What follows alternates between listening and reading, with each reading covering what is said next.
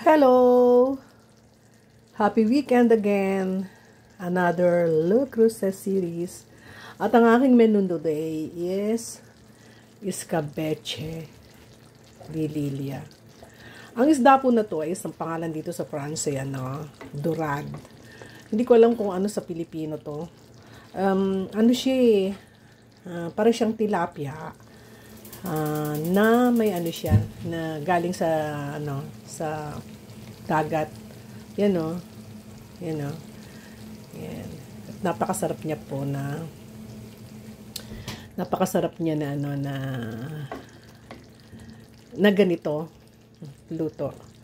At huwag kayo masyadong na-amaze kasi para-paraan lang ng pagluluto yan. Hindi ako ang nagawa ng sauce. Bari dinagdagan ko na lang siya ng mga mga tats ng yung tats ko, yung Lilia's tats.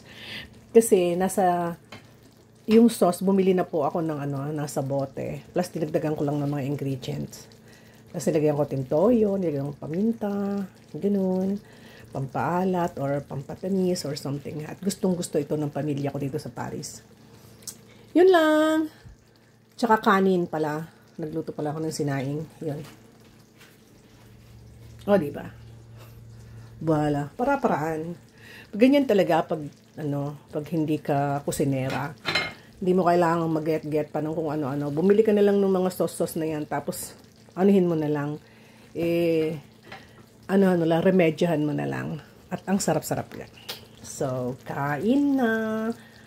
Yan, lagyan natin ng sili sa una. Pwede kaya na maanghang to. Yan, para magandang tingnan. Bye! Happy weekend!